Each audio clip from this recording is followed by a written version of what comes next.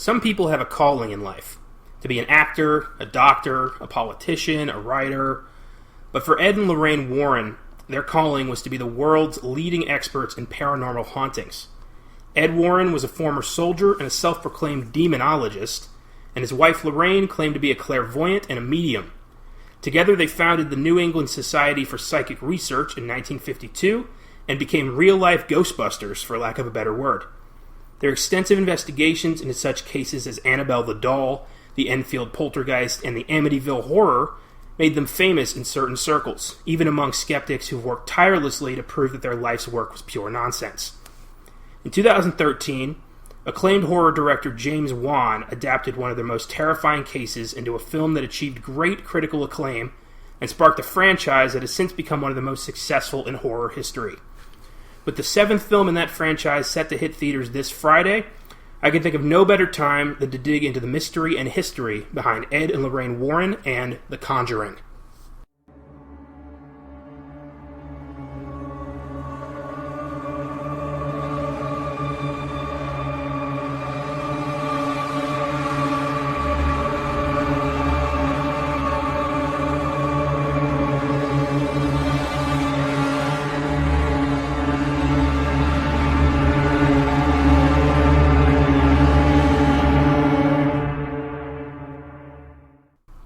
Annabelle Comes Home is set to arrive this weekend, meaning it is finally time to dig into a series of films that are mostly based on true events. Hopefully they're not, but a lot of the Warrens' cases have witness testimony and credible sources. The skeptic in me wants to say it's horseshit, but the geek in me wants to hail the Warrens as heroes who have fought the forces of darkness and lived. So I'm kind of torn. Welcome to Filmgazm, the horror podcast you keep coming back to because it's too much fun to stay away for long. I'm Connor Eyzaguirre, your crypt keeper, your mad scientist, your immortal vampiric count, and your host for the evening. I'm joined by my valued colleague Austin Johnson for this episode, as he heard I was doing The Conjuring and simply couldn't contain his excitement. Not at all. Yeah. Feel free to visit filmgazm.com for more content, including movie reviews and articles, including Austin's recent top 5 Paul Thomas Anderson films. Oh, yeah. Anything you'd like to say about that? Oh, Paul Thomas Anderson. He's my favorite director ever. I say, he's the most efficient guy I've ever heard of. Like, watched everything he's done. He has 8 movies, and they're all great. I hope you guys read that and become enlightened, because none of his movies made a lot of money. That's unfortunate. Not enough people have seen any of them, so go check them out. A lot of them are actually on streaming services, so go check out what you can. Just search Paul Thomas Anderson on Netflix or Hulu, and it'll be right there for you. It's true. He's incredibly critically acclaimed. I haven't seen as much of his content as I should have, but with the top 5 coming out, maybe it's time to finally dive into that guy. He's married to the great Maya Rudolph as well, which is so strange. It's fantastic. She's one of my favorite. Like the most serious person and like the least serious person. Yeah, it's awesome. They got 4 kids. Yeah, they've been married for a long time. Yeah, that's fantastic. I'm happy for them.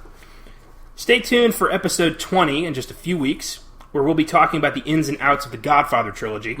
Yes. Arguably the most acclaimed series of films of all time, Francis Ford Coppola's Baby, and the films that launched the careers of Al Pacino and Robert De Niro.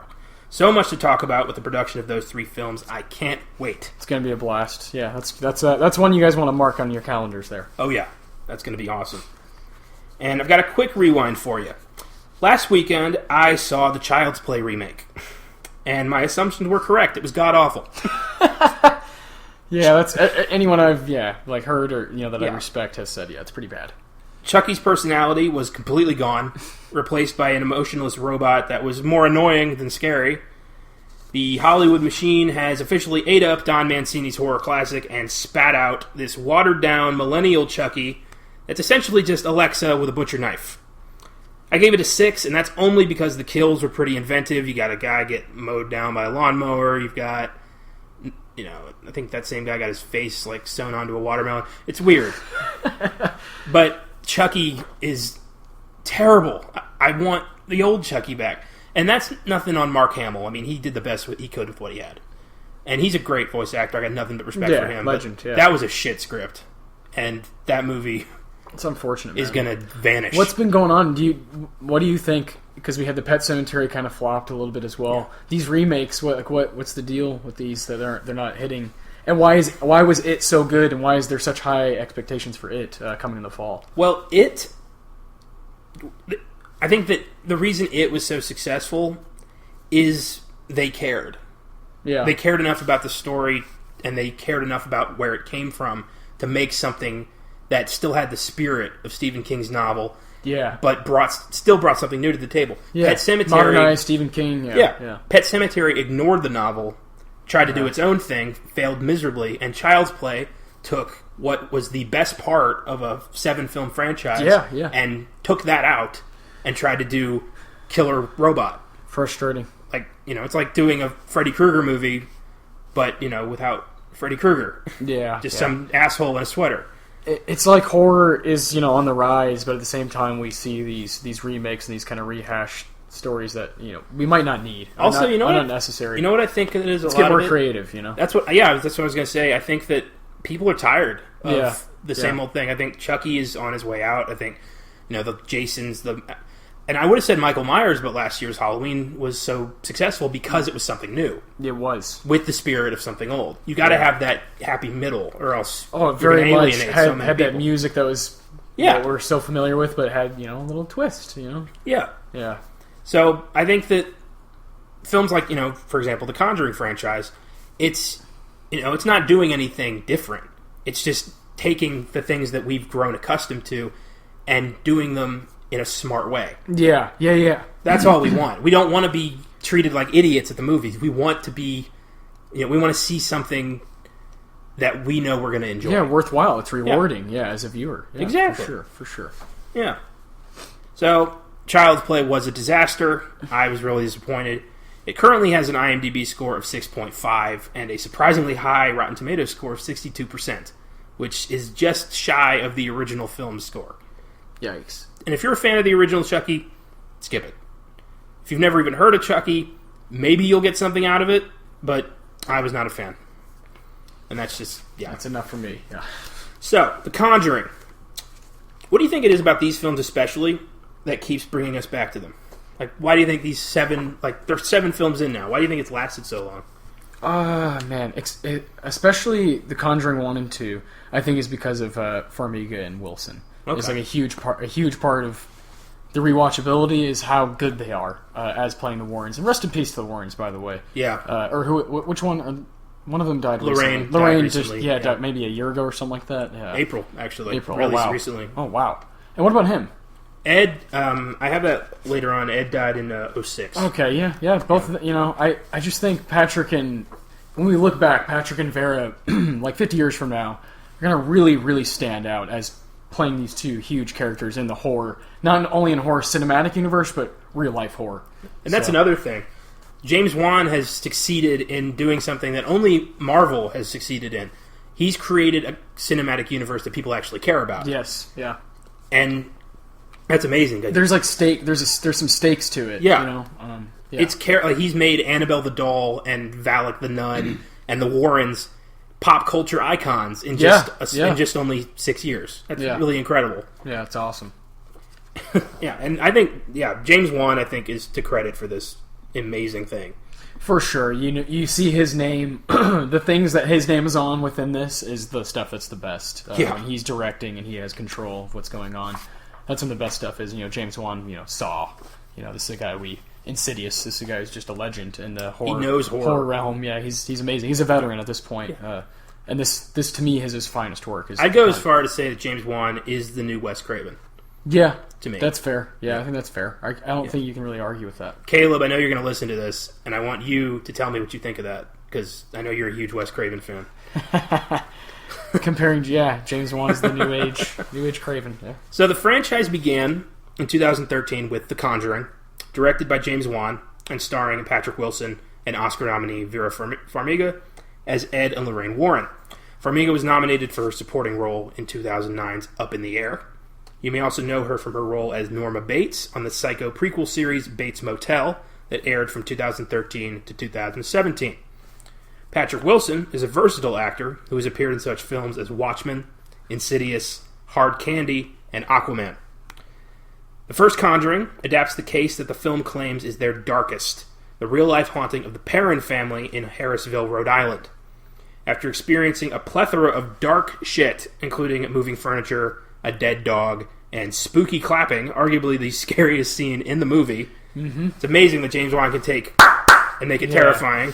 And even, like, I want to speak on that, because in the theater, after that happened, that everybody was like, oh my god, it kind of clicked right away. If you saw it in theaters, it clicked with the whole audience that's a part of our culture now. Yeah. Is that. And people were doing it in the middle of the movie. While the movie's going on, you're like, shit, really cool. Like, that was a lot of fun, the experience with those. Felt like classic horror, like, You know what's amazing? I remember the trailer to this movie, and that was the trailer. That scene was the trailer. Yes. And even though we knew that was coming... Similar to the Hereditary. Yeah. Yeah. That was still the scariest goddamn scene of the movie. Yeah, yeah. That's amazing. So cool. It's all just atmosphere and build-up. That's what these movies are. I think the light is very important in that part. Yeah. When she lights the match, and that's that's your only perspective is like, oh my god, I don't know what's going to come out of. And in a theater, when she's chasing the claps, it feels like it's over there. Yes. And it's over there. Yes. It feels like it's all around you. You don't feel safe. Because the theater's dark, and then a huge portion of the screen is dark. Yeah. Except for... it's really cool, man. Oh my god. A lot of fun. Yeah. Or fun, I don't know. Fun for us, I guess. So, after all that shit, Roger and Carolyn Perrin, played in the film by Office Space's Ron Livingston... Hell yeah. ...and American Crime's Lily Taylor, decide to reach out to the Warrens, who have recently investigated the supposed possession of Annabelle the doll. More on that later. The Warrens take the case and learn that the house once belonged to an accused witch named Bathsheba, who sacrificed her newborn child to the devil and hung herself in 1863 after cursing all who would ever inhabit her land. The Warrens decide the house must be exorcised, which Ed performs in lieu of waiting for the Vatican to approve their request. The film has an IMDb score of 7.5, a Rotten Tomatoes score of 85%. Very good for a horror film. I give it an 8, but it's very close to a 9.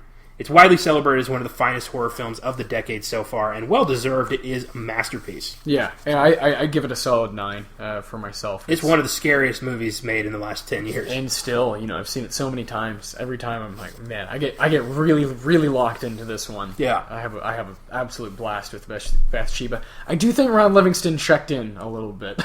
Oh, yeah. He checked in, checked out. He was not totally there half the time as an actor. But besides that, I have no complaints. And that's a pretty little nitpick. So I think a big part of it is that, this... I want to say this loosely. This may have happened. It's a true story. Yeah. Like, mostly. It's very embellished, but just the idea that this was a case that was investigated. This was a real family in Rhode Island that experienced something, and it was something dark enough for them to reach out to the country's leading paranormal experts to help them. Yeah, that is intriguing, and that's horrifying because it's a whole other layer of creepy if this could happen. Yes, it's not like other films. Jason isn't real. Chucky's not real. We know that. Yeah. We know this, that for a fact. This is up in the air. It's still up in the air, which is freaky. Vera Farmiga, up in the air. Yeah. Oh, yeah. Nice. And I've got a couple Filmgazm facts for you. Number one, the state of Rhode Island does not require home sellers to disclose documented histories of a location's criminal activity, let alone alleged paranormal and supernatural hauntings, to potential buyers. This is why the parents are unaware of all previous events. Now, I'm only 24 years old. I have not bought a house yet. But if I am in the market, you best be damn sure you're going to tell me if it's haunted. Yeah. That's the first thing on my list. Is that something you're going to ask? Right? Like, yes. Hey, is this yes, place it is. I run a horror movie podcast. You bet your ass I'm going to ask you about yeah. This place better be holy as fuck. Yeah. I want this thing consecrated. Yeah. I'm with you on that, man. Yeah, but I don't want just crazy. Even apartments, man. I don't want no Rosemary's Baby type situations. Oh God, no. That's even worse. I want everybody in the building vetted before I move in there. Yeah. Oh man, horrors ruin me, man. I've watched too many movies. I can't look at people the same way again. Everyone's a Satanist. But I just think it's interesting that the parents bought this house without knowing that someone had died there, even as far back as 1863. I still would want to know that. Yeah. And it's interesting that since then, nobody's had any issues in this house. And the current owners are pissed that people who love The Conjuring keep showing up, taking pictures of their house. Yeah. Amityville has the same problem. Yes, of course they do. Yeah, it's a famous house. This is one of the, And number 2, director James Wan was working on the script one late night. He had just adopted a new puppy who started staring at a supposedly empty side of the room and began to growl aggressively. Wan stated that his dog's head then followed something all across the room, but he did not see anything. Yeah, while he was writing a movie about a real-life haunting. That's interesting. Man. Make of that information what you will, but I'm reading into that shit. Hell yeah. Oh my gosh. So, the true story of the Perrin haunting isn't nearly as cinematic, though Lorraine Warren claims its portrayal in the film was mostly accurate, which is goddamn horrifying. Very scary, yeah. And this is the true story, as told by an article I found on allthat'sinteresting.com by Katie Serena. She wrote an article on the Perrin haunting and the Enfield haunting, which was the basis for Conjuring 2.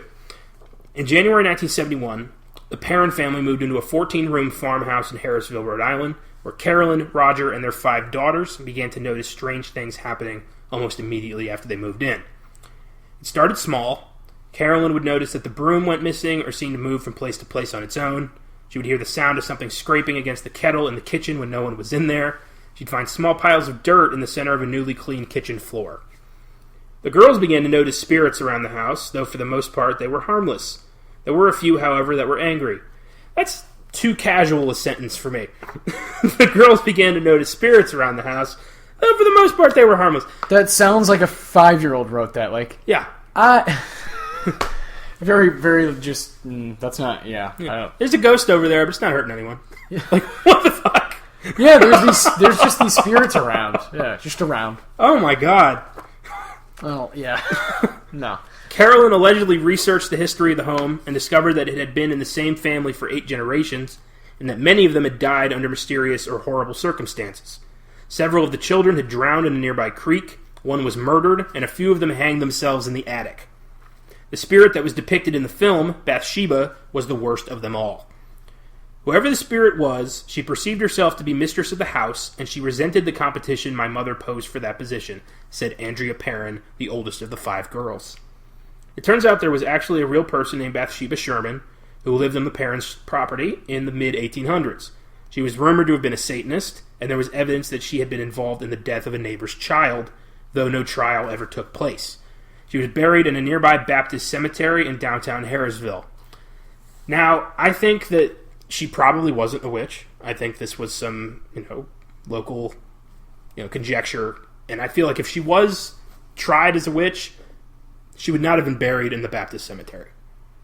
Yeah. That's an interesting fact. Yeah. The Perrins believed that it was Bathsheba's spirit that was tormenting them. I mean, why wouldn't they? It crosses all the, dots. Yeah. According to Andrea, the family experienced other spirits as well that smelled like rotting flesh and would cause beds to rise off the floor. Jeez, man. She claims her father would enter the basement and feel a cold, stinking presence behind him. They often stayed away from the dirt-floored cellar, but the heating equipment would often fail mysteriously, causing Roger to venture down. Jeez. Serious accusations here. Yeah. What's going on? Over the 10 years the family lived in the house, the Warrens made multiple trips to investigate. At one point, Lorraine conducted a seance to attempt to contact the spirits that were possessing the family. During the seance, Carolyn Perrin became possessed, speaking in tongues and rising from the ground in her chair. Andrea claims to have secretly witnessed the seance. I thought I was going to pass out, Andrea said. My mother began to speak a language not of this world in a voice not her own. Her chair levitated and she was thrown across the room. Though the movie version of events culminates with Ed performing an exorcism rather than a seance, Lorraine insists that she and her husband would never attempt one, as they must be performed by Catholic priests. Which makes sense. I mean, if anybody could get the devil out of you, I feel like it'd be pretty easy to do. You don't have to call the exorcist. You could just go get a Bible and do it yourself. The power of Christ compels you. Does it compel me? Who the hell are you? After the seance, Roger kicked the Warrens out, worried about his wife's mental stability. According to Andrea, the family continued to live in the house due to financial instability until they were able to move in 1980, at which point the spirits were silenced and the hauntings ceased. So the Warrens were not able to help them in real life. Roger kicked them out because he was worried his wife was going to lose her mind. And then they just stayed in the haunted house. So would have been a very anticlimactic ending for the movie if I don't know. Ron Livingston is just like, all right, this ain't working, get out. Yeah, I don't know though. They've been pretty fascinating because obviously that's the true story. That's a lot more human than like the true in quote marks. I mean, yeah. You know what I mean? Yeah. I don't know. That'd be an interesting movie though. If that's how a movie ended with like, well, we're just gonna live with this, I guess. Like nothing's working. She's going crazy. I don't know. That's pretty scary. Yeah. But, Hollywood doesn't work like that. You gotta have resolution or else people are gonna get pissed. And I'm glad the movie is the way it is. That'd be interesting. It would be interesting. Alternate ending, maybe? I think they're full of shit, personally. But, lately I've become more of a skeptic about this stuff. Yeah. Mostly to help me sleep at night. But, I don't know. It's the way they're talking so casually about, like, oh, there were ghosts over there, there's ghosts over here, the bad ghosts in the basement. There were spirits around. Just, I don't know. Yeah. I don't know. And I feel like the Warrens, the real-life Warrens, are too believing. They're too trusting. If you already believe in ghosts, you are way too quick to believe somebody's possessed by something. Okay, yeah. Like, yeah. That's just how it works. Like, I understand, yeah. If you believe in aliens, of course that thing in the sky is a UFO. Yeah. But if you Yeah. That's really what is really cool about horror to me is that, or not just horror, but the whole spiritual realm, whole world like of thinking is if you believe something deep enough and far enough, it's real to you. Yeah. And like that's it. That's the whole nature of faith, which is what this whole franchise is about. Exactly. And that's what I love about horror most, really, is like I'm so fascinated by movies like The Exorcist and The Conjuring because it's like, Bathsheba, whether it's bullshit or not, is like this mom believes that that's going on right now. She believes it enough to be like, or whatever, moving around, flailing around and doing this and that, speaking in different, languages and whatnot. Like that's crazy. Yeah. If the human mind can really go there, that's true. That's really wild. Maybe that's all ghosts are, is just a mental switch that we experience due to our fear factor just being ratcheted up to 11. Yeah. Maybe that's all ghosts is. Yeah. Maybe that's what it is. Yeah. Did we just crack the code? Well, and that's kind of like I've told you. We'll talk about The Exorcist, I'm sure, one day.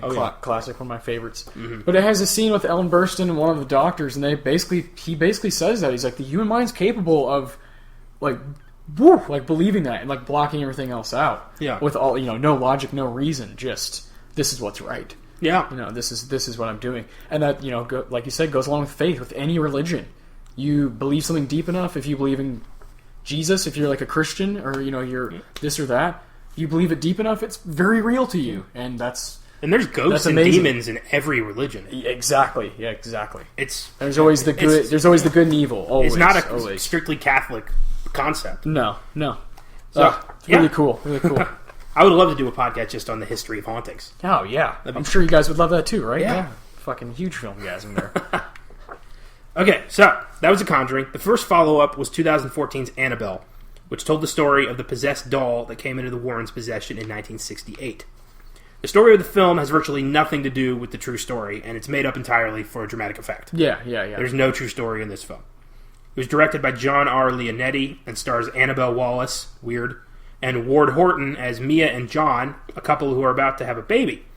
John gifts Mia the doll to complete her creepy doll collection, which she finds oddly reassuring. Never quite got that in the movie.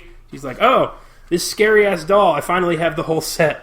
Yeah, and that is one of my first problems with the movie. This movie's it's decent, but the whole time they break all of the rules of like, you don't do that. Like when you're watching a horror movie, like, what are you fucking doing? There's a lot of scenes specifically with the doll and Annabelle, or Annabelle Wallis, the mom. Like, what? Are you serious? You're gonna put it right there? That was my biggest problem with this movie was that Annabelle the doll had no reason to be haunted. Yeah. Like it just kind of was. Yeah.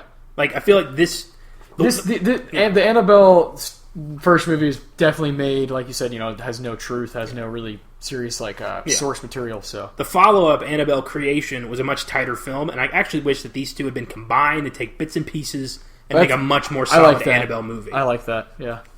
Anyway, she has the doll. It's creepy. She loves it.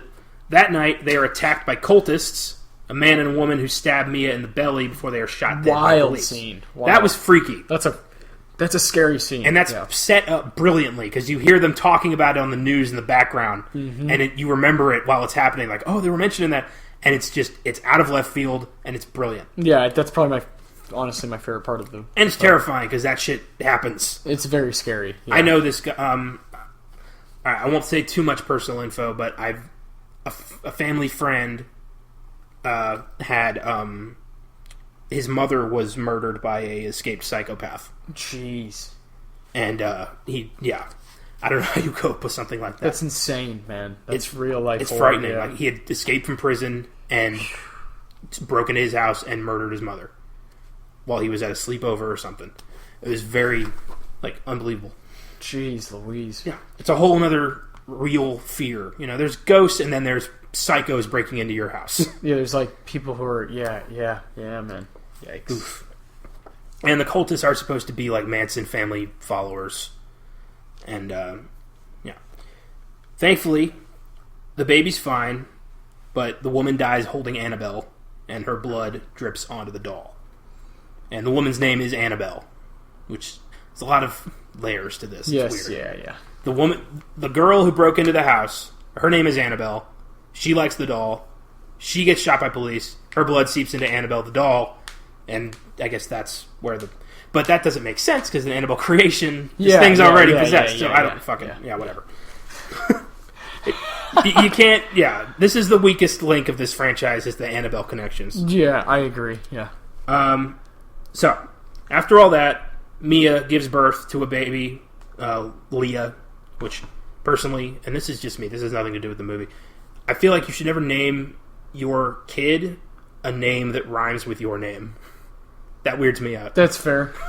Mia and her daughter Leah. And I don't it's creepy. I think Mia, when I see a pregnant woman, I see Mia, I think Mia Farrow from Rosemary's Baby. Funny you'd mention that, because I have a connector. And I don't like that. So soon after all this, weird, spooky shit starts happening, and Mia learns that the cultists were trying to summon a demon, and they may have succeeded. She learns from her priest, Father Perez, played by Tony Amendola, and the link to The Curse of La Llorona. He's the connector to that. She learns that demons sometimes attach to inanimate objects as a way to be tethered to this world while they search for a soul to steal. As the film goes on, Mia learns that the demon in the doll wants her soul, and it steals her baby as leverage. Mia decides to kill herself to save her baby, but she's stopped by her friend Evelyn, played by Oscar nominee Alfre Woodard, who was nominated for 1983's Cross Creek. You may know her as Mariah Dillard in the Luke Cage series on Netflix. Short-lived, but pretty good. Evelyn sacrifices herself to save Mia and the baby. Leah returns to Mia, and Annabelle the doll ends up in an antique shop where she is bought by the mother of the girl who brings it to the Warrens at the beginning of The Conjuring. So, a couple issues with this. Why not just burn it? Why pawn it? Why would you do that? I don't like things like that in horror movies where it's like, just throw it in the trash. It's not like The Ring. You don't have to pass it on. Just throw this thing in the stomp it out. Put it in a box. Throw it in the ocean. Actually destroy it, and then if it everything's broken of this doll and it comes back together, then you can be freaked out. You know what I mean? Mm-hmm. I don't know. Annabelle, There's too many little holes that I just don't. I'm not good. It's a very weird movie. It's considered the worst of the franchise, and it has a budget of 8 or 10 million, which is come on, you just. And it made it back, and it made a lot of money. I think I don't want to say it wrong, but I think it made 150 or something. None of these movies have been financially unsuccessful. They've all done way better than break even. Yeah. And this one, they didn't spend any money. It's you just had The Conjuring come out, and the budgets invest a little bit in some better actors and some better. I don't know. The budget for these films are surprisingly modest. For what they can do, it's actually horror movies can do that. They're able to kind of be a little bit. Well, I like that James Wan, at least for The Conjuring, there's a lot of at least in the later films, a lot of industrial lights and magic demons. Mm-hmm. But in the first Conjuring, it's mostly just door slamming and creepy shit, reminiscent of The Haunting. Yes, yeah. So, what you don't see is way scarier than what you do see. And I think that's the most effective thing a horror movie can do, is make your imagination run wild. Yeah. Yeah, I agree. Annabelle has... There is one scene in this movie that scares the shit out of me. And oddly enough, it's the one scene in the film directed by James Wan. And it's when Annabelle... I keep calling her Annabelle because that's her real name. Mia is trying to get back to her apartment, and she's in the basement. And she sees a stroller, or like a carriage, just kind of wander into view. And this, like, goat demon comes out of nowhere. Yeah. With, like, long hands and shit. And she keeps trying to get into the elevator, but the doors keep opening on the same floor, and it's unnerving. Yeah, frustrating too. Like, yeah, unnerving is the best word to think. I know, that's always freaked me out, is like animals that are like kind of have like a weird human-like aspect to them. I don't like things with long fingers. No. That's freaky to me. Hello, yeah. I knew somebody who lived in a haunted house and had like on his bathroom mirror a long-fingered handprint. I don't like. Yeah, I don't. Like I'd live on the streets before I'd live in that house. No, for me, yeah. Annabelle has an IMDb score of 5.4, a Rotten Tomatoes score of 29%. Hey. I watched it recently, and I'm going to give it a 7. It's creepy, but it's not as good as The Conjuring. No, not at all. Yeah, not even close. I give it. I'd say 6. Yeah, I gave it a 6 the first time I saw it, but something about that goat man just got me this time. You bumped it up a score. That's fair. Yeah. So I got a couple Filmgazm facts for you on this one. Number 1, the movie portrays the Annabelle doll as a porcelain doll, but the real Annabelle is a large Raggedy Ann doll.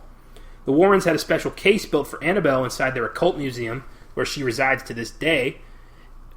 But that might not be true, because I was reading an article today that Annabelle might be on tour. I hope to God they meant the prop from the movie, because I thought somebody opened that case and is bringing Annabelle around the country. If that's the case, a lot of places are about to get really fucking haunted. Yes, yeah, indeed. And number 2, you're going to like this. Annabelle carries references to the cult classic Rosemary's Baby, starring Mia Farrow as Rosemary and John Cassavetes as Guy, a young couple moving into a new building. The lead characters in Annabelle are Mia and John, named after the actors from Rosemary's Baby. They named their newborn daughter Leah. This is the name of one of the neighbors Rosemary and Guy meet in their new building. Both films also incorporate a dramatic scene involving an elevator. Annabelle is set in 1969, Rosemary's Baby in 1966. In 1969, actress Sharon Tate was murdered by the Manson family. We covered that in the Polanski podcast. She was 8 months pregnant at the time. Sharon Tate was married to director Roman Polanski, who made Rosemary's Baby. So, this was heavily influenced by Rosemary's Baby. Indeed. And I didn't even catch the Mia and John thing until the movie was over, and my mind was blown. Mia, that's always been so. Anytime I really hear the name Mia, so it just kind of. Yeah, it just the movie has that powerful kind of. Well, I was looking at that character specifically. Yeah. Well, I was looking at music for this movie. I accidentally got linked over to the lullaby music from Rosemary's Baby, and fucking chills. Like my hair stood up. I was like, I had to click out the window because I was too freaked out. That music got to me, man. Creepy movie. In a nice still room, yeah. It sounds so haunting. It's pretty bad, yeah. Next up was 2016's The Conjuring 2. Oh, yeah. With director James Wan returning alongside Patrick Wilson and Vera Farmiga as the Warrens. This film was adapted from the real-life case of the Enfield poltergeist, in which the Hodgson family in Enfield, England, experienced paranormal activity in their flat. The film opens with the Warrens investigating the Amityville haunting in 1977. It's here that Lorraine Warren first encounters the demonic nun that recurs throughout the film. And it was so cool to incorporate Amityville into this movie, because there's no way you could do their own movie, because the Amityville has a franchise. Mm-hmm. So they didn't want to copy that, but it's a crucial part of the Warren mythology. Oh, yeah. And it was brilliant the way they did it in this movie. The second you saw those windows, you knew exactly she's in Annabelle. Yeah, she's in Amityville right now. Really cool, too, because like you said, it's a huge part of their story, the Warrens. That's a huge part of who they are. Yeah. And so you kind of need to see that to know the characters. You kind of need to see them reference that, I guess, and kind of mention how that's a big part of them as a couple, big part of their marriage and their practice. Yeah. So really, really cool part, yeah. The couple that exercises together stays together. Goals. So in Enfield, Janet Hodgson, the second oldest child, becomes seemingly possessed biscuits by the ghost of Bill Wilkins, the old man who died in the house. The Warrens don't believe them at first, but soon learn that Wilkins the ghost is only a pawn being manipulated by that dark nun that Lorraine keeps seeing around the place. Lorraine has a vision of Ed's death, and hears the demon say its name. This is important because the only way to banish a demon is to say its name out loud, which seems like a design flaw for demons. The Warrens help the Hodgson family... Who the fuck do you think you are, Voldemort? Yeah. Come on. The Warrens help the Hodgson family by speaking the demon's name, Valak, aloud, and sending it back to hell. Conjuring 2 has an IMDb score of 7.4, Rotten Tomatoes score of 80%, and I give it an 8. It's just as creepy as the first film. Yeah, I give this one an 8. It's a little less quality for me as the first one, but I still love it. Love it. Yeah, there's one scene in this movie that I honestly have trouble watching because it's so goddamn terrifying. Let's hear it. And it's the Crooked Man. Yeah. Yes. Yeah. No, I was just about to mention that. I was just about to bring that up. Holy shit! Did you know that wasn't CGI? That's a guy. That's an actor who plays like misshapen freaks. He played Mama in Mama. Oh, okay. He's Guillermo del Toro uses him a lot. Oh, but man. Yeah, he's like a weirdly tall, misshapen dude who plays thin, freaky ghosts. Oh, God, I don't like that. As a real person. Oh, shit. And he's next up to get his own movie. They're making a Crooked Man movie that has yet to be put on the release slate. That's been in the works for a while. And that's going to be scary Frightening. as fuck. Frightening. Ugh, just the whole nursery rhyme thing. Mantis. Ugh. It's like, ugh. God. Some Filmgazm facts on The Conjuring 2. The real-life events in Enfield became the longest recorded paranormal case of poltergeist activity in history. Enfield is actually the most documented haunting in history. Insane, man. There's so much footage and audio and pictures of this supposed haunting. So much so that it's hard to disprove. Yes, yeah, that's what's most interesting about this film is how this can kind of convince you to be like, oh shit, you know, there's not a lot of loopholes here. This is kind of it's all documented. It's all here if you research. Like one thing I read that proved to me that there's got to be something to this. One of the policemen who investigated this, who had no reason to lie, and like speaking about ghosts would discredit his career, said on record that he does not understand what's going on in that house and that something is in there. Yeah, that is big for me. Like it's a very normal, average, like blue collar guy just saying like, all right, something's different in there, man. Yeah, something ain't right. Yeah, exactly. Well, I guess he would have been British, so yeah, he wouldn't sound like a Texan. Sorry. There's a bit of a kerfuffle in it. So, that was terrible. I'm sorry. Don't be daft. Oh God, don't be daft, Steve. I have a friend in England. She's gonna hate this. All right. Number 2. A cinema about to have a showing of The Conjuring 2 had a poster that said, quote, "Warning, the film you are about to see is psychologically and emotionally disturbing. People who have attended early screenings of the film have complained about many unusual circumstances they have experienced after seeing the film." And to support that theory, added on the poster was, quote, "Due to our concern for your well-being, we have invited Father Perez to be here. He will be available after the film to provide spiritual support and or conduct a personal blessing should you feel the need. Please do not hesitate to seek help. Ask a representative where you can sign up for a session with our priest." And Father Perez is the priest from Annabelle. Oh, man. So that's good marketing, reminiscent of what Wes Craven did when Yes. Last House on the Left came out. Nice. You know, just repeat to yourself, it's only a movie. Yeah. That's going to freak people out if you're not, casual. I mean, if you're not, hardcore horror fans like us. We get it. Still freaked us out. Oh, yeah, for sure. For sure. But I'm not going to go, have a priest bless me after seeing this. No. It's a movie, man. That's crazy. I would have to do that after a lot of movies. Yeah. If that were the case. So, the Enfield haunting was also a supposedly true story, and here's the gist from the same article that wrote about the Perrin family.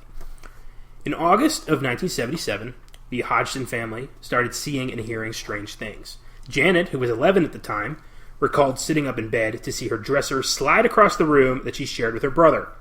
"We shouted, 'Mum, Mum,' said Janet. We were sort of frightened, but also intrigued." Yeah. If I was 11 and I saw my piece of furniture fly across the room, I'm not intrigued at all. That's awesome. I'm switching rooms. Yeah, or just screaming. Yeah. I'm 11. I'm fucking frightened. I probably... Again, this is... Some of this documentation's like, that's not how fucking kids talk. That's what bugs me, where the kids are like, yeah, I saw furniture fly across the room, and I was like, huh. Yeah. Like, at that age, I'm in shock. Yeah. wouldn't even know how to process it. Yeah. If I did have that happen, I wouldn't remember it because I would block that shit out. You'd be like, no. That's normal. These things happen. So later, the family began to hear knocking coming from all sorts of places in the house. She remembers her mom thinking there were burglars or drifters hiding out in their home and calling the police to investigate. The officer who arrived reported witnessing a chair rise up and move across the floor on its own. Reporters from the Daily Mirror, who were also called in to report on the Enfield haunting, experienced this for themselves, too. Legos and marbles were reported flying around the room, hot to the touch when picked up. Ow, man. Imagine just getting hit by a marble, like, in the middle of... Hot Lego. Jesus. Something about a hot Lego makes it even... Hot Lego. What? That's a weird detail. Like, makes me think, huh? Really hot Legos. Yeah.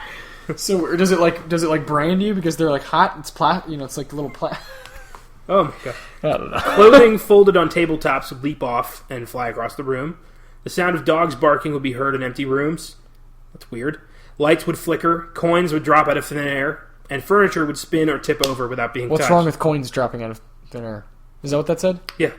I'll take that. I mean, I'll take coins. You want the ghost is giving you free money? Yeah, I'll take it. Yeah, they're blessing me. I'm blessed. Yeah. Oh my god. Oh jeez. Whenever I picture a poltergeist, I always think they're probably a lot less scary if you can see them.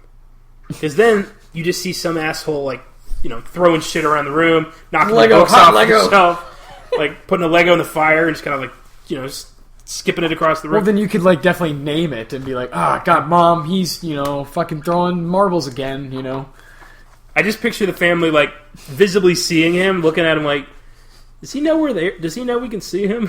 It's kind of like Stewie and Family Guy. He's kind of, the whole, talking thing. And Poltergeists are assholes, saying it now. It's also an interesting ride at Fiesta, Texas, here in San Antonio. I don't know if you've ever been there, but... Yeah. Not gonna lie, when I said poltergeists are assholes, I half expected something in this room to fall over. And I'm very glad there's a lot of things in here, too, that could fall.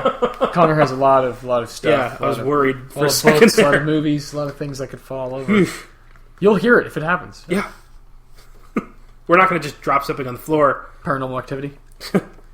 Ugh. So, one day, the iron fireplace in an upstairs bedroom was ripped out of the wall. After that, paranormal investigators from all around the world showed up, claiming to be able to contact spirits and wanting to know more about the Enfield haunting. I love that. Claiming to be able to contact spirits. A bunch of people are just like, yeah, I can talk to them. They're like one, think about during this time, you can't, you're not texting or calling, you're, sending hey, I know how to talk to spirits, so I'm just supposed to trust that? Yeah. Every time the doorbell rings, you answer it, and it's another weirdo. Yeah. Hey, I'm ready. I'm here. Yeah, I know how to talk to these guys, yeah. I wonder how many of them... what's the documentation for that? What's the... Yeah. But I wonder how many of them, just opened the door, and they were like, oh, hold on, whoa. Oh my god, I can feel something every single time. I bet the Warrens were the first people who didn't treat them like idiots. Yeah, they're like, I don't know about. Yeah, we could. There's always, because the Warrens always say there's always an explanation usually for. Yeah, that's the first thing they try to do is debunk it. Yeah, that's what I love about the Warrens. The very first thing they try to do is prove it's not a haunting, so they can go home. Yeah, so they can go home. Just get the fuck out of here, dude. Oh, I love that. So they wanted to know more about the Enfield haunting. Most of them decided that the children had been faking their experiences, as one of them had admitted to doing so on one occasion. But the Warrens were different. They showed up and immediately believed that a demonic presence was present. Well, discredit everything I just said. Yeah, we both just kind of pointed out about the Warrens. However, their claims were They felt it so strongly. Yeah. They were the weirdos who showed up. God damn it. However, their claims were overlooked, as a noted skeptic at the time accused Ed Warren of exaggerating and even making up incidents, often transforming a haunting into one case of demonic possession. This is where the story differs from the movie, as there were no exorcism-like practices from the Warrens. In 1979, 2 years after they began, the hauntings abruptly stopped, though the family maintains they did nothing to stop them. I don't know, this might have been a publicity stunt. I mean, the kid was talented with making voices. I mean, she did know things about this Bill guy, which is interesting. Yeah. Bill Wilkins, yeah. I don't know. We'll never know. No, that's part of the fun. It's part of why it gets to be made into a movie, is that we have no idea. We don't. It's up to your imagination. Yeah. Next up was 2017's Annabelle Creation, a prequel to Annabelle that told the story of where the doll came from and how it truly became an instrument for evil. The film is directed by David F. Sandberg and stars Anthony LaPaglia, Miranda Otto, and Talitha Bateman. It takes place in 1955, when a nun and 6 orphan girls are given shelter by a former doll maker who lost his daughter Annabelle in an accident some years prior. One of the girls, Janice, finds a key to Annabelle's closet, where she finds a porcelain doll locked away in a small room surrounded by pages of the Bible, which would scare the living shit out of me if I opened a door and there's a doll sitting in a room surrounded by Bible pages. What happened in there? Like, I'm not investigating further. The very next thing I'm doing is locking that door. I'm leaving. I'm going to put up some plywood. I'm never going in that room again. Yeah, that is a frightening image. Oh, one of the scariest images I've seen. Yeah. Ugh, I hate that. Big old red flag, ignored completely by everybody in this movie. The way the doll's just sitting up, what the hell? And that, covered. The room is covered in these pages. Yeah. Ugh. Opening the door unleashes a powerful demon that was locked away in the closet with the doll. The demon takes the form of the dollmaker's daughter and begins to pursue Janice's soul. Yes. She's eventually successful in possessing her, and the now possessed Janice begins to call herself Annabelle, and is eventually adopted by a loving family. This new Annabelle later joins a cult and kills her adoptive parents, and are seen by Mia and John from the first Annabelle, whom they attack next. So Annabelle, who attacked Mia and John, is Janice, who was possessed by the doll in this movie. Yes. It was a cool little way to connect those movies. Annabelle Creation has an IMDb score of 6.5, a Rotten Tomatoes score of 70%. I give it an 8. Very spooky. Yeah, I'd say 7 for myself, but yeah, I like it. This one's also not based on true events. This was pure dramatic effect. Hollywood fun, yeah. And it worked. I thought it was way better than the first Annabelle. I agree.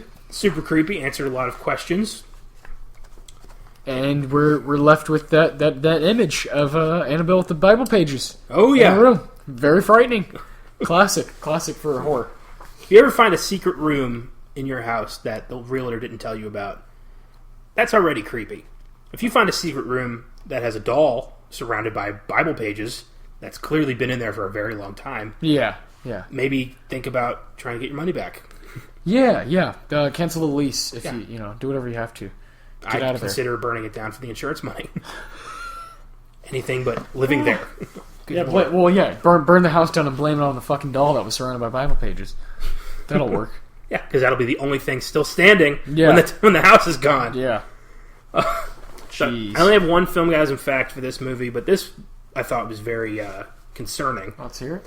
The Annabelle Creation was associated with a controversial short horror movie contest in which Warner Brothers would legally own the contest winner's idea for 3 years and have the option to develop a full feature film out of it, while only being obligated to compensate the contestant with $100 US and a chance to meet the director David F. Sandberg if available. That's a shitty contest. If available. I don't even know who he is. Like, why the fuck would I want to meet David F. Sandberg? I don't know. It would be cool to meet him in passing, but I'm not going to go out of my way to... Yeah. If available. $100 US for a movie idea that could potentially get Warner Brothers millions. I don't like that at all. That's sketchy. Yeah, fuck, where'd you find that? It's IMDb trivia. That's where all this comes from. Really? Yep. What the hell? That's so weird. Yeah. I don't know what won the contest, but I bet they got $100 and David F. Sandberg was not available. Yeah, he's probably like, this is one of those times I'm not available. Yeah. You read the flyer, right? Yeah. Ugh. Fucking jeez. Next up was 2018's The Nun, a spin-off featuring Valak, the demon nun. The film takes place in 1952 and stars Oscar nominee Demian Bashir and Taissa Farmiga, younger sister of Vera Farmiga, who plays Lorraine Warren, though the two characters aren't connected in any way. Is it sister or daughter? I didn't know. Younger sister. I thought it was daughter too. I did a little bit more research. Yeah, I think they're almost the exact same amount of years apart as it lines up within, which is really interesting. Even though there's not a serious connection yet, maybe there will be. Maybe you'll touch on that. The Nun was successful, and they do have a sequel lined up. Yes, yeah. Can't get rid of fucking Valak. No, I'm okay with it. Yeah.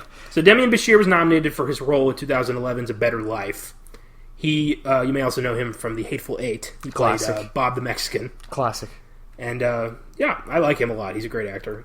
He had a great part in Weeds, if you ever saw that show. Oh, yeah. Yeah, wow. I forgot about that. I forgot about Weeds altogether, to be honest. I remember reading that Vince Gilligan... Except for Kevin Nealon. Yeah, he was my favorite part of that show. When Vince Gilligan was writing the pilot script for Breaking Bad, he had no idea about Weeds. And he said that if he did know about that, he would have scrapped it and moved on to something else. Because the ideas were a little similar. You imagine that? God. Fuck. If somebody had told Vince Gilligan about Weeds, we never would have gotten Breaking Bad. Thank the Lord. Crazy. Oh my gosh, that would have been... Yeah, that's hard to think about. Yeah. I'm okay. Thank God. Anyway, Bashir and Farmiga play Father Burke and Sister Irene, who are sent by the Vatican to investigate the mysterious death of a nun in a Romanian convent. Once there, Burke and Irene are drawn into a web of shadows by Valak, a demon who has taken on the guise of a nun and is trying to possess a human body, which seems to be everybody's goal in this franchise. Mm-hmm. Just realizing that. Irene stops Valak by dousing it in the literal blood of Christ, a spiritual reliquary that the convent had on hand, in case the demon came a-calling. I wonder, did the movie explain why they just had the blood of Christ? No, I don't think so. It would have been a nice story. Seems like that's something should be should talked be known, about. Yeah, should be public knowledge, yeah. And that it's powerful enough to kill demons. A lot of unanswered questions there. Though it seems Valak is gone, it has quietly possessed their friend Frenchie, played by Jonas Bloquet, who was later exorcised by the Warrens. Frenchie touches Lorraine, passing the cursed nun into her, which causes the events of The Conjuring 2. Yes. And creates her connection with Valak. The film has an IMDb score of 5.4 and a Rotten Tomatoes score of 26%. It was not very well received by critics. Not at all, no. I think they weren't very fair, personally. I thought this was really creepy. I gave it an 8. Yeah, I disagree completely with like the okay. No, not with you. Not with you. Me? No. Ah, damn. I give it like a 6 or a 7. Probably 6, fair enough. Yeah, probably yeah. But no, I mean 26% is like, come on. That's for like that's like surprisingly that's for like shitty like that really low budget slasher horror. Like not this. Yeah, I disagree. There were with some that. moments in this that were downright horrifying. Yeah, we were both working at the theater together when this came out. And I remember being like, I don't know, kind of freaked out at times even before I even saw it. When I was able to sit down and finally see it, I thought Taissa Farmiga was really good. Me too. I do think they missed an opportunity to make her like Lorraine Warren's like grandmother or something. I agree. I thought that's where we were going heading into the movie. But. Yeah, whatever. Fair enough. There might be something there along the way. We'll see. One day. This was also not based on a true story. In case that needed to be told, there is no literal blood of Christ that can destroy demons. That'd be in the news. One Filmgazm fact for this, an advertisement for the film was pulled from the video sharing site YouTube, as many users complained that the 5-second clip featuring a startling jump scare was too scary. Administrators thus removed the ad and apologized, claiming that it was not their intention to publish content that may potentially offend or shock viewers. And I remember this ad, because you'd be watching a YouTube video, and all of a sudden, in the middle of the video, freaking Valak would pop out of nowhere, and you'd be in the middle of a trailer for The Nun. Yes. And I can understand that scaring the shit out of a grandma looking for knitting, lectures, meatloaf recipes and shit. I can totally whatever they do. Yeah, whatever old ladies What do grandmas do? I don't they know. knit and they make meatloaf. And they're creepy in movies.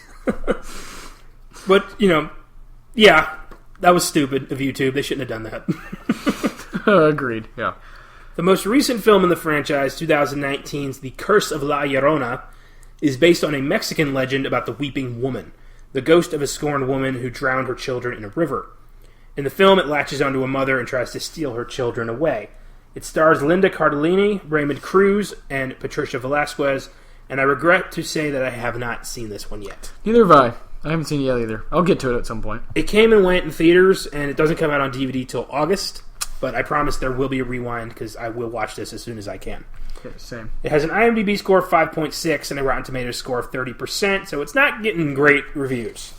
But, it seems like other than the Conjuring, mainstays, none of these films get really good reviews. No, everyone's really harsh on these. They've all made money, they've all done well financially, and they're all laughing at the bank, so they don't really care. But yeah, they're all wildly successful, except for I think La Llorona wasn't It didn't do it didn't that do very great. good. I think it made money, but I think it made its budget back, but it wasn't a blockbuster. Yeah, not like all the others. And this week's newest film, Annabelle Comes Home, Excited? sees the Warrens' dangerous room of possessed items get tampered with Annabelle leading a host of demonic entities to freedom and revenge against the Warrens by going after their daughter. Also not based on true events. Oh, of course not. Yeah, of course. You imagine? But this could be. I think it's going to be really good or really bad. So far it's getting it's got a positive tomato score, which is good so far. Yeah, that's a good sign. It looks fantastic, I think, and it's getting decent reviews. I can't wait to talk about it next week on the Rewind because I am seeing that this weekend. I might be able to get. I'm behind. I have a child now, and it's hard to. I haven't even seen Toy Story yet, so I'm behind on stuff. Yeah, I get it. I'll let you know, but I'm very much looking forward to this. That's the reason you want to do the. Got my Funko Pop of Annabelle here. Bringing these so-called spirits. I mean, just the idea of everything the Warrens have ever stopped getting out. Oh my god! Terrifying. Yeah, it could be like a team of all-stars as far as horror. I know the music box from the first Conjuring. I saw that in the preview. That might pop up. The Enfield Crooked Man thing might pop out. You never know. It will. I'm sure it will. It's gonna be freaky. It's gonna be like the fucking Avengers for ghost movies. Yeah. So it could be like a huge frightening battle between And James Wan is heavily involved. Yes, which is good. Which is big. Yeah. And the Warrens are going to be in it. So it is basically the Conjuring 3. It's basically what this is. Yeah, they're just calling it something else. Although the real Conjuring 3 is set for release next year, and is going to be about a guy who claims he was haunted by a werewolf. And that's based on a true story. Interesting. So very intrigued about that. Okay. And that's all for The Conjuring, but in the meantime, let's take a look at what's been happening in film lately with This Week in Film. Nice. Marvel has announced that Avengers Endgame will be re-released this weekend with additional footage and a post-credits scene. This is obviously an effort to push Endgame just over the mark so it finally dethrones Avatar as the highest-grossing movie of all time. And I say, do what you will. I'm going to go see it again for sure. Yeah, why not? Yeah, I agree. It's deserved every, all the acclaim it's gotten, and why not? Why not make more money? In my opinion, and if you're going to add more stuff to it, that's really cool. And they just need a drop. They need $40-50 million, which is nothing. That's a day. That's in Marvel money. That's a city. Yeah. Going to the fucking theater. Yeah, they'll be fine. Avatar's time is over. James Cameron is no longer on top. Marvel's taking this shit home. Yeah, which would excite me because James Cameron's not really my guy. So no, he's kind of a dick, but he makes good Terminator movies. Yeah, I'm just not. I don't like him. I don't either. I think he's pretentious, and I fucking hate Avatar. I don't like it at all. I don't get it. It's fucking Pocahontas. It is. It's white guilt in space. Yeah. I don't need it. I don't like it. It doesn't even look that great anymore. It hasn't aged well, which is amazing. So, and no one is good in it. No, there's not one performance where you're like, that was nice. No, no one was good. And it's fucking on TNT every other weekend, so. You can, I don't know, whatever. That's where it deserves to be. I don't want 4 sequels in a theme park. Does anybody fucking care anymore? Avatar 2 is going to bomb, and it's going to hurt James Cameron's feelings. Good. I want that to happen. I want a blow to that guy's ego. I'll never forget walking out of the theater and just, I was just fooled. I was fucking 14, and I was like, I was sick. A week later, I was like, wait a minute, that was... I hate the post-film high. Because you convince yourself it was great, but then on the ride home you start thinking about it. I try to not say anything, especially to friends or to anyone who asks. I try to give it the night and wake up the next day and be like, how do I really feel about what Because at the end of the day, it was a movie. It was a movie, and I don't want to because when I saw The Dark Knight Rises, I'll never forget this. I called a couple buddies. That is the best movie ever, and it's okay, calm down. It's good. It's really good. But calm the fuck down. And I do that a lot. I'm a big guy. I'm one of those people who definitely goes on movie highs, and I'm like, oh my god, that was the best thing ever. So, I said in last week's podcast that when I saw Dark Phoenix, I spent the entire movie trying to convince myself that this was good. You're like, it's awesome. And I kept thinking those are cool effects. Oh wow, Fassbender's Magneto's really acting here, even though he doesn't really have anything to do in this movie. And, that was cool. And then by the end I was Sansa, I can't fucking do this anymore. I'm going to get a nosebleed. And it was just, fucking awful. I will never forgive Fox for fucking this popcorn. up. Twice. They fucked up the Phoenix Saga twice. Yeah. Jesus, guys. It's like when a kid lies, and they keep adding to that lie, adding to that lie, until it becomes too big, and then it's just really like, oh, now you're fucked. Yeah. It's like that. That's what they've done with that whole world. It's fucking frustrating. Marvel owns it now, and we will get good X-Men movies in like 5-10 years. I think so. I agree. No rush. Yeah. So, that was... Cycles, yeah. Endgame's coming back. Blumhouse has announced a 7th Paranormal Activity film is in the works. Woo! We all knew this franchise would never stay dead for long. No, I expect there to be 20, honestly. I really do. I expect it to just never stop. Why not? Only the first 2 are good, frankly, and I don't really want this movie to happen. No, I'm pretty neutral. I think they're fun. They're dumb. I think they're stupid, but they're fun. I'm tired of, like, half of the film is just watching Dad get his new camera. Yeah. It's very redundant. Very redundant. I'm tired of it, really. Really, if they were like 40 minutes long, I think they'd be great. Yes. You know, like they're really short and like almost played into the humor a little bit more. Yeah. They'd be great. They take it way too seriously. They do make me laugh. Like that's I guess kind of a defense mechanism in sometimes in the case of horror movies, but not in the paranormal. They're so bad. Like you said, the first 2 are fine. I guess they're passive. Well, the first 2 are just haunted house. Yeah, that's it. But then 3 starts weird shit introducing, going like, on. Yeah. Witchcraft and covens and demonic deals and like time travel and shit. Like, it makes no sense. Wild. It's too much. Donnie Darko to the extreme. It's there's a fucking portal through like the fridge and I don't fucking ridiculous. Yeah, I got really tired of that franchise fast. I saw all of them though with the movies, so I'm a hypocrite. It was it replaced Saw as the Halloween horror film for many years. Yeah. Next up. Jill Soloway, creator of Transparent, will be replacing piece of shit Bryan Singer as director of the long-gestating Red Sonja movie. Singer is accused of multiple cases of sexual assault of underage boys, and it does not look good. Singer was also removed from Bohemian Rhapsody, for which Dexter Fletcher finished directing on that. He later did Rocketman, so I'm thinking he was the real brains behind that movie. And I used to love Bryan Singer. He was one of my favorite directors. Thought he did wonders with the X-Men movies. I loved Usual Suspects. Of course. And then I found out about this, and it's just... It chills me. Like, he's such a monster. Yeah, it's really frustrating. Yeah. And him and Kevin Spacey worked together a lot, and I bet they worked together off screen, too. Yeah. Sons of bitches. Yeah. Really sad. Jill Soloway, though. Love Transparent. Love Jill Soloway. She's amazing. True, but I don't really give a shit about Red Sonja, for being honest. No, not necessarily, but I like her a lot, so I'll do what I can and check it out. Next up, the cast for CBS All Access's remake of The Stand is starting to be announced, with X-Men and Westworld actor James Marsden eyeing the role of Stu Redman, who was played by Gary Sinise in the 1994 miniseries. Whoopi Goldberg, Amber Heard, and Greg Kinnear are all in heavy consideration. And I must say, I'm not digging those names. Not for me either. I like things about them individually, but yeah, as like a... I don't, to be honest. I love Greg Kinnear. I like Greg Kinnear, but I don't see who he would play in this. Yeah, he might make a decent, like, Randall Flagg, but I don't think that's who he's playing. Mm-hmm. And I really don't like Amber Heard. Like, at all. She's gorgeous. She's gorgeous, but she's a gold-digging, no-talent liar. Kind of frustrating, and I'm tired of her. I want her gone. Yeah, I'm trying to think of what movie I like her in. I'm like, I don't really think I like her in anything. I like movies that she's in. I don't like any movie because of her. Oh, I really like The Rum Diaries. Yeah. I guess you're right. And then who's the other one you said? Whoopi Goldberg is going to play Mother Abigail. Whoopi's fun. Yeah, she's fun. She's whatever, I guess. I'm neutral. I feel like they're not taking this as seriously as I want them to take it. No, not at all. This is The Stand. This is Stephen King's magnum opus. This is his big, good versus evil epic. I want